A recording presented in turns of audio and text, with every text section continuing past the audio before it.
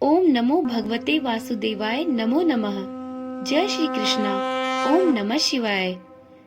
आप सभी को सनातन धर्मसार चैनल की तरफ से कार्तिक मास की अत्यंत हार्दिक शुभकामनाएं। आज की वीडियो में हम सभी कार्तिक मास महात्म की कथा के 30वें अध्याय का श्रवण करेंगे। तो चलिए देर न करते हुए श्री विष्णु भगवान का हृदय से मनन करते हुए इस मोक्षदायिनी कथा का श्रवण करते हैं। कार्तिक मास की कथा करती भव से पार, 30वां अध्याय सुनाऊं, हुई हरि कृपा अपार। भगवान श्री कृष्ण सत्यभामा से बोले, हे प्रिय, नारद जी के यह वचन सुनकर महाराजा पृथु बहुत आश्चर्यचकित हुए। अंत में उन्होंने नारद जी का पूजन करके उनको विदा किया। इसलिए माघ, कार्तिक और एकादशी यह 3 व्रत मुझे अत्यधिक प्रिय है। वनस्पतियों में तुलसी, महीनों में कार्तिक, तिथियों में एकादशी और क्षेत्रों में प्रयाग मुझे बहुत प्रिय है। जो मनुष्य इंद्रियों पर विजय प्राप्त कर इनका सेवन करता है, वह मुझे यज्ञ करने वाले मनुष्य से भी अत्यधिक प्रिय है। जो मनुष्य विधि पूर्वक इनकी सेवा करते हैं, मेरी कृपा से उन्हें समस्त पापों से छुटकारा मिल जाता है। भगवान श्री कृष्ण के वचन सुनकर सत्यभामा ने कहा, हे प्रभु, आपने बहुत ही अद्भुत बात कही है। दूसरे के लिए पुण्य के फल से कलह की मुक्ति हो गई। यह प्रभावशाली कार्तिक मास आपको अधिक प्रिय है, जिससे पतिद्रोह का पाप केवल स्नान के पुण्य से ही नष्ट हो गया। दूसरे मनुष्य द्वारा किया हुआ पुण्य उसके देने से किस प्रकार मिल जाता है, यह आप मुझे बताने की कृपा करें।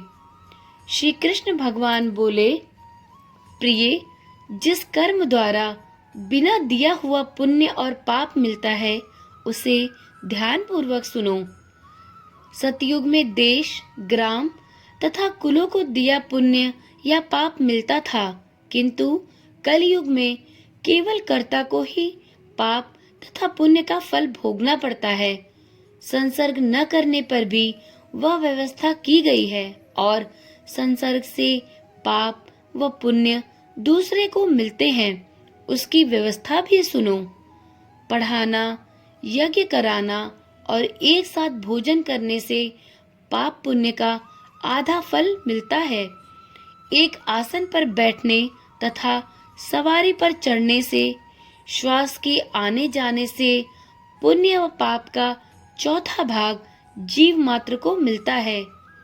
छूने से, भोजन करने से और दूसरे की स्तुति करने से पुण्य और पाप का 6वां भाग मिलता है।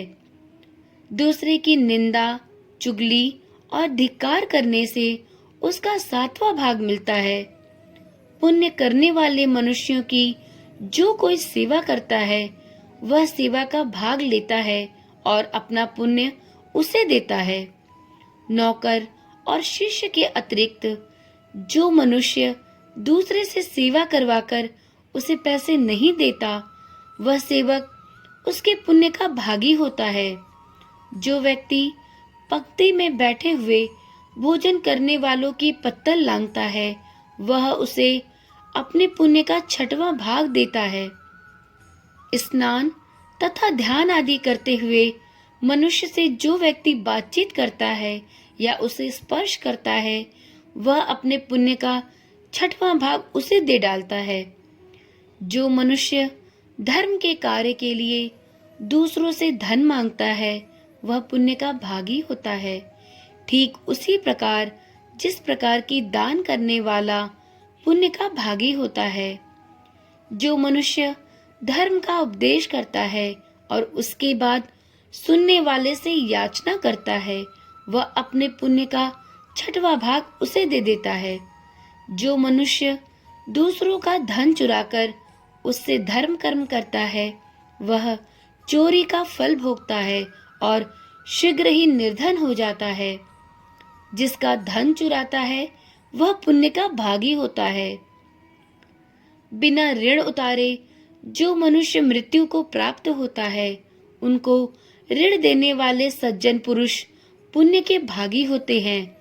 शिक्षा देने वाला, सलाह देने वाला, सामग्री को जुटाने वाला तथा प्रेरणा देने वाला यह पाप और पुण्य के छठे भाग को प्राप्त करते हैं। राजा प्रजा के पाप पुण्य के षष्ठांश भाग का भोगी होता है। गुरु शिष्यों का, पति पत्नी का, पिता पुत्र का, स्त्री पति के लिए पुण्य का छठा भाग पाती है। पति को प्रसन्न करने वाली आज्ञाकारी स्त्री पति के लिए पुण्य का आधा भाग ले लेती है। जो पुण्यात्मा पराये लोगों को दान करते हैं, वह उनके पुण्य का छठा भाग प्राप्त करते हैं। जीविका देने वाला मनुष्य जीविका ग्रहण करने वाले मनुष्य के पुण्य के छठे भाग को प्राप्त करता है। इस प्रकार दूसरों के लिए पुण्य अथवा पाप बिना दिए भी दूसरों को मिल सकते हैं, किंतु यह नियम जो कि मैंने बतलाए हैं, ये कलयुग में लागू नहीं होते। कलयुग में तो एकमात्र कर्ता को ही अपने पाप व पुण्य भोगने पड़ते हैं। इस संबंध में एक बड़ा पुराना इतिहास है जो कि पवित्र भी है और बुद्धि प्रदान करने वाला कहा जाता है। तुम उसे ध्यान पूर्वक सुनो। इस इतिहास को आगे के अध्याय अर्थात 31वें अध्याय में बताया जाएगा। कार्तिक मास महात्म की कथा का 30वां अध्याय संपूर्ण हुआ। तो एक बार प्रेम से बोलिए, श्री विष्णु भगवान की जय, श्री नंद गोपाल की जय।